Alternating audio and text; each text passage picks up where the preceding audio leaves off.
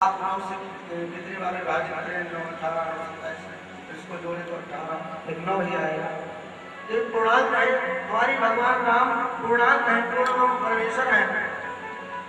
यद्यपि प्रभु के अनेकों नाम है और वो समझ में कहा है, यद्यपि प्रभु कर नाम अनेका, श्रुति पुराण करत सत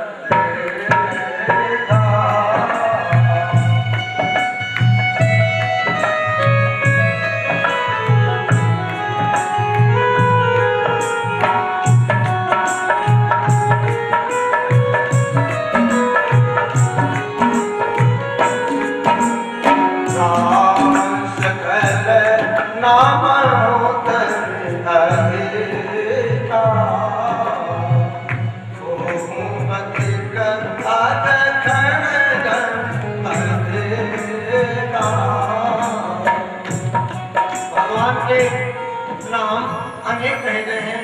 विष्णु सहस्रनाम में 1000 नाम कहा गया है, लेकिन इस कलयुग में राम का नाम ही उद्धार करने का एक मौका है।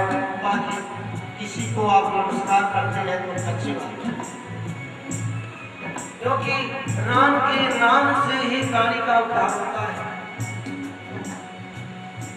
एक सच्चाई के बात आपको बता दूं, एक शब्दों में कितने देवी देवता हम लोग बोलते हैं, सबके आगे हमारे जाते हैं,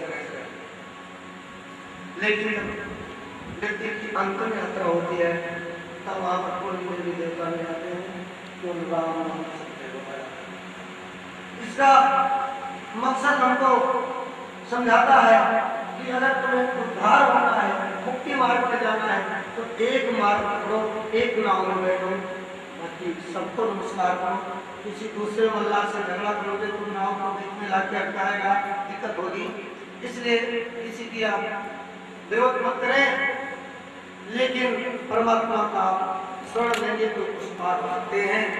ये रामायण हमको स्पष्ट करती है कि संसार में अगर उद्धार होना है तो केवल भगवान राम ही है। और बाबा गोस्वामी जी महात्मा कह रहे हैं, कलयुग करण उपाय न कोई, कलयुग करण उपाय न कोई, राम भजन रामायण कोई, राम भजन रामायण कोई।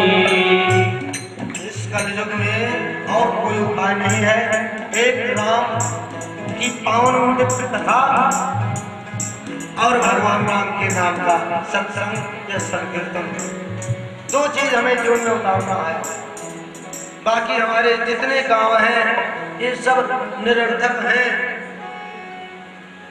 बाबा गोस्वामी जी ने इस बाल कांड में अपने मन की व्यथा भी सुनाई है, सबकी वंदना किया है। पहले श्लोक में गणेश की माता सरस्वती का वंदना किया है।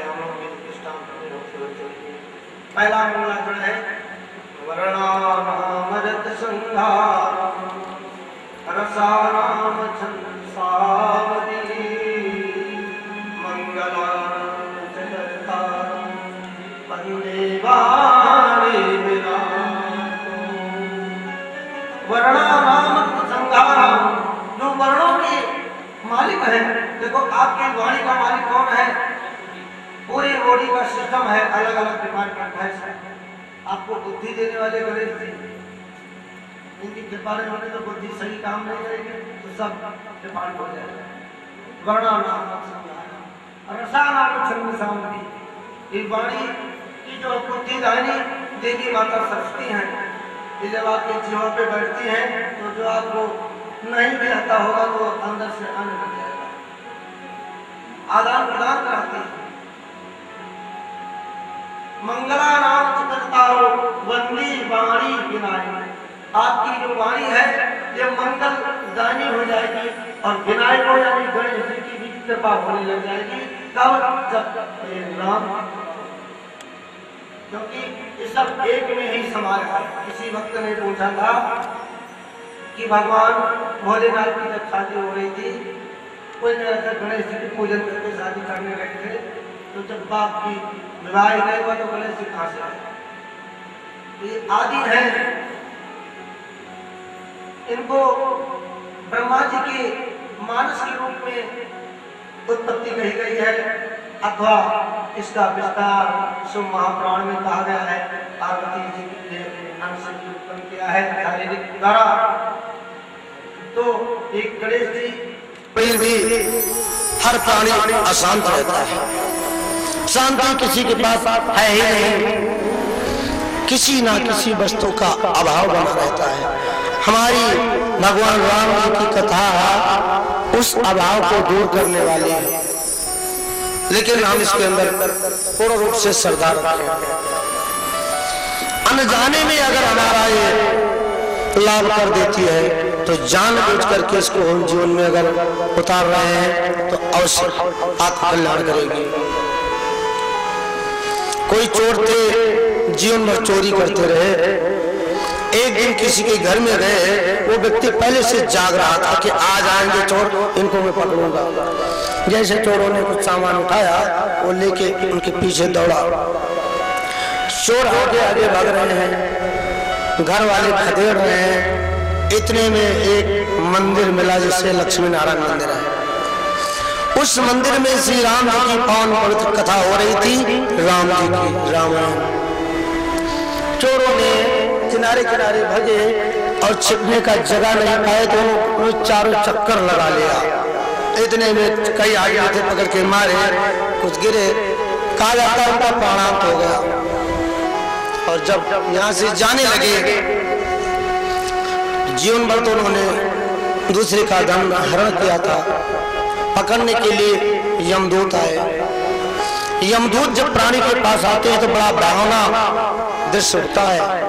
कहते हैं जो व्यक्ति अंतिम श्वास लेता है उससे अगर पूछा जाए तो वो कुछ कह नहीं पाता है, क्योंकि इतना उसको भय रहता है, इतना उसे कष्ट रहता है।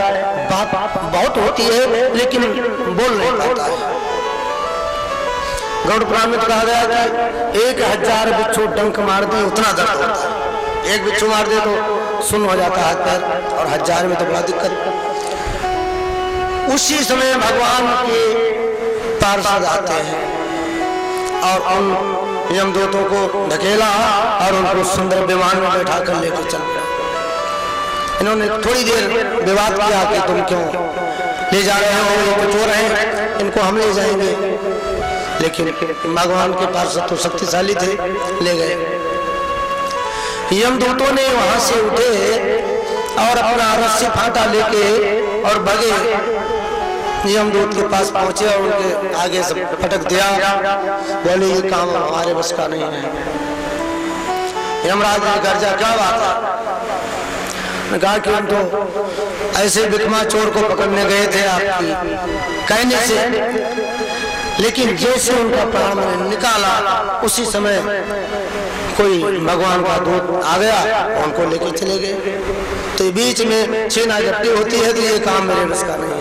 जैसे आपके घर में कोई कार्य कर रहा है, कोई आपके लेबर काम कर रही है, अब आप घर में अपना कुछ कार्य कर रहे हैं, आपके कार्य से उनको डिस्टर्ब होता है, लेबर को भी उनको बुरा लगता है। कई बार वो बोल देते हैं, कई बार नहीं बोलते हैं, जो भी है। तो ऐसे हुआ इन दोनों में। फिर समझाया उन्होंने कैसे हुई, क्या बात हुई, सारी बात हुई, मैं आपको कम शब्दों में बताऊं। फिर यमराज ने उन दूतों को समझाया कि आप काम करो, जैसे मैं कह रहा हूं उस आधार पे चलो। जहां पर भगवान की कथा हो रही हो, राम जी की, उस निकट में कोई ऐसा भी व्यक्ति हो, उसके निकट मत जाना तुम उसको पकड़ने, क्योंकि राम के नाम में जितनी शक्ति है उतना शक्ति व्यक्ति के अंदर पाप करने में नहीं है। यानी हम आप पाप नहीं कर सकते हैं, जितना उनके नाम ले ले तो पाप को दूर करने में पावर है। लेकिन इसके साथ एक शर्त विशेष है, हम आप बाजार में जाते हैं कोई सामान लेने, तो कई बार जब माल पुराना हो जाता है तो वहां मार्केट में सेल लगा देते हैं कि 1000 का माल है, आप उसको 200 में ले जाएं। लेकिन शर्त है इसकी पैकिंग नहीं खोलना। वहां से घर लाए, वो कैसे निकला क्या नहीं निकला वो जाना। तो भगवान का नाम लेकर आप मुक्त हो सकते हो, सब कुछ पा सकते हो, लेकिन दोबारा वो पाप नहीं करना। जो आपने किया उसका प्रायश्चित करके तब भगवान का नाम हमें आपको पूर्ण रूप से कल्याणदायक होगा। ये नहीं कि अब हम भगवान का नाम ले ले दिन भर किसी का। तो इस प्रकार भगवान राम की पावन पवित्र कथा की महात्माओं ने बहुत कुछ सुनाया है। और उसके बाद में बाबा गोस्वामी जी ने कहा है, शांता सुखाय तुलसी रघुनाथ गाथा, भाषा निबंधमति मंजुल मातनोति। इस कथा को मैं सुना रहा हूँ शांता सुखाय, अपनी आत्मा को सुख देने के लिए। तुलसी रघुनाथ गाथा, भगवान की गाथा हम गा रहे हैं अपनी आत्मा को शांति दिलाने। मूल मतलब क्या हुआ कि भगवान की कथा हम आप गाएं अथवा सुने तो सुख मिलता है। शांता सुख चाहिए तो भगवान के चरित्र को सुनते रहना चाहिए। रामायण जी को घर में आप पारायण करते रहें तो आपको सुख मिलेगा। बालकांड में 326 दोहे जो आपको बताया गया है, 361 दोहे, इन दोहों का पारायण भी किया जाए तो घर में मंगल ही होता रहता है। बंदो बाल रूप सोई राम, सब सिद्ध सुलभ जपत जे नाम।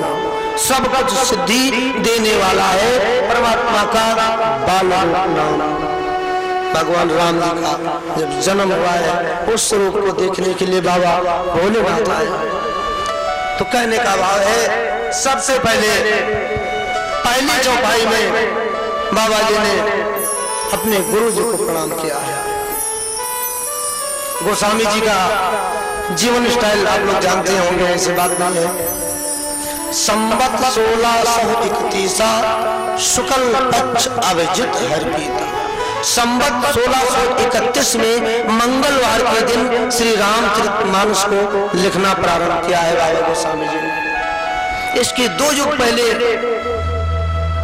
त्रेता युग में यही वाल्मीकि जी थे, तो इन्होंने वाल्मीकि रामायण बनाया। लेकिन उसकी भाषा थोड़ा कठिन है, तो भगवान भोलेनाथ जी ने इनको दर्शन दिया कि सरल भाषा में आप निर्माण करो। इसको हर व्यक्ति नहीं पढ़ सकता है। आने वाले समय में व्यक्ति की आयु 100 वर्ष से कम होगी, भगवान शंकर जी ने कहा। और त्रेता युग में 1000, 1500 और 10,000 वर्ष आयु हुआ करती थी। तो जब जीवन ही कम होगा, तुम्हारा ये सांस लेके बैठेंगे कि अपना काम करेंगे, तो छोटे में बना हुआ। राम का नाम पहले है और अयन कहते हैं दर्पण को।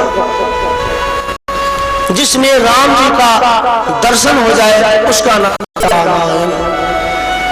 हमारे इस भारत में, इस संसार में एक परंपरा थी, आप सबको ज्यादा मालूम है, हमें कम, लेकिन मैं आपको बता रहा हूँ।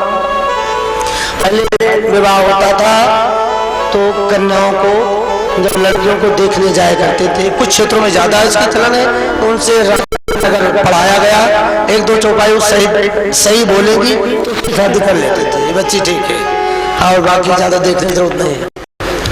रामायण अगर हमारे आपके जीवन में आ गई तो फिर ज्यादा देखने की आवश्यकता नहीं है, सब कुछ इसके अंदर आ गया। लेकिन रामायण जल्दी आती नहीं है, उसके लिए हमें आपको बड़े ही प्रयास करने पड़ते हैं। लोग राम की कथा ऐसे खिल्ली मजाक उड़ाए हैं, वो बहुत गलत है। जब तक आपके अंदर राम की कथा नहीं आएगी तब तक आप भागवत और दुनिया की बात क्या समझोगे। राम के नाम कहने से तुम्हें इतना आराम मिलता है, वो राम का नाम तुम्हारे जीवन पे नहीं आ रहा है तो तुम भागवत क्या समझोगे। कृष्ण का नाम कहने में कितना मुंह को टेढ़ा करना पड़ता है, कृष्ण। और राम कहने से तो सीधा राम को थकावट उतर जाती है। किसी कवि ने कहा है, राम कहने से तर जाएगा तेरा जीवन जाएगा, राम कहने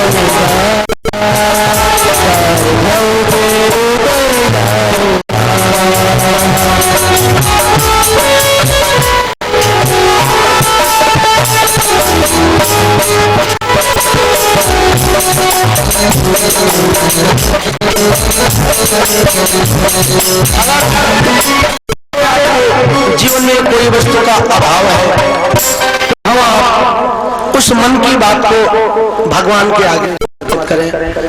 दुनिया के आगे कहेंगे तो दुनिया हंसी उड़ाएगी। तो कहते हैं अपनी झोली परमात्मा बताना चाहिए। उसके आगे तू झोली फैला, उसके आगे झोली फैला,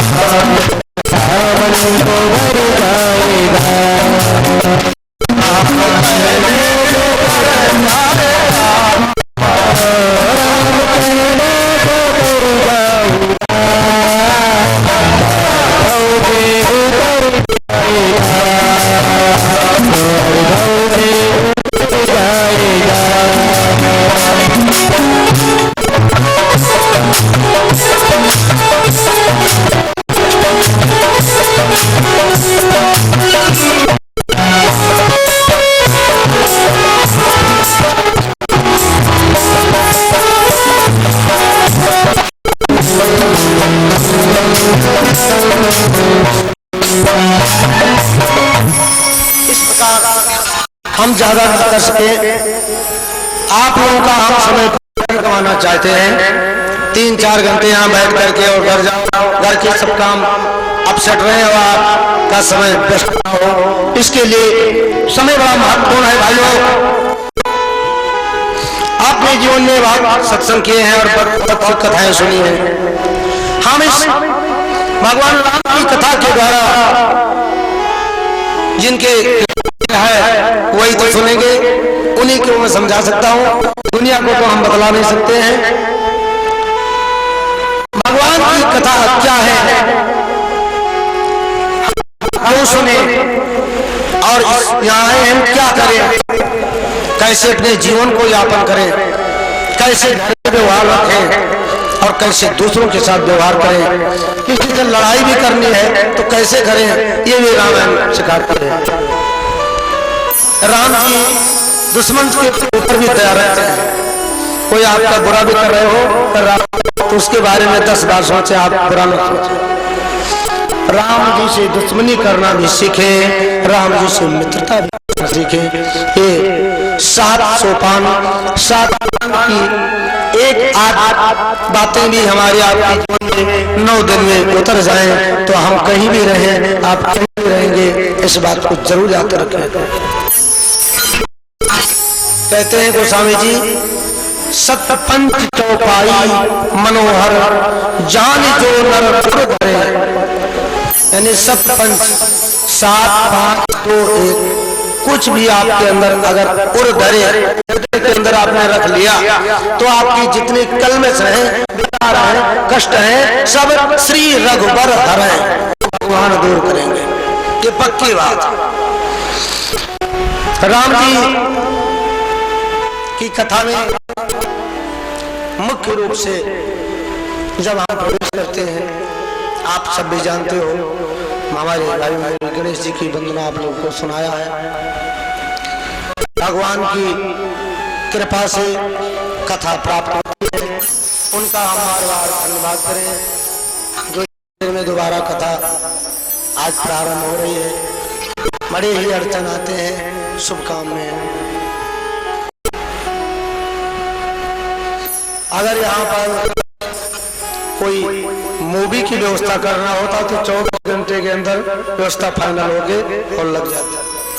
इसके लिए 3 महीने से पंचायत चल रही थी, लेकिन आज हमारे पास से प्राण कर आया है। राम जी ने हमें राम जी के ऊपर पूर्ण रूप से आत्मा को समर्पित करते हुए इस पवित्र श्लोक के द्वारा आगे हम बढ़ रहे हैं। रक्ताम्भोजदयाभिराम नयनम पीताम्बरालंकृतम श्यामांगं भुजं प्रसन्नवदनं श्रीसीताय शोभितं कारुण्यामृतसागरं वन्दे नाथादितं। यानी भगवान के हृदय इतना करुणा है, इतनी दया है कि हमारे भाव को समझते हैं। उनका स्वरूप, उनका स्वभाव हमारे आपके जीवन में जब उतर जाएगा तो आपको कहीं अन्यत्र नहीं जाना पड़ेगा। तो कब उतरेगा? बाबा गोस्वामी जी ने यहाँ पर प्रथम श्रेणी में प्रवेश किया है। रामायण गाने के पहले ब्राह्मणों को प्रणाम किया है। अभी हमारे जो जजमान थे, आप उसे जजमान हो, भक्तों को पंतों को तिलक किया है। ब्राह्मणों को नमो ब्राह्मण देवाय गो ब्राह्मण हिताय च जगत हिताय कृष्णाय गोविंदाय नमो नमः। यानी भगवान संसार में आए हैं तो केवल ब्राह्मण, संत और गाय साधुओं दयालुओं के लिए आए हैं। विप्रधेन सुर संत हित लीन मनुज अवतार, मानव के रूप में आए हैं इन 4 के लिए। तो उन 4 को प्रणाम करना चाहिए। हो सके पहले कैसे प्रणाम करते हैं? बंदवर प्रथम महीशूर चरणा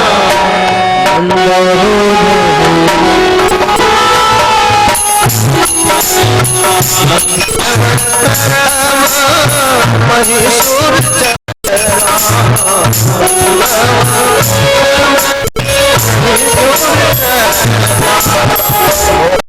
जले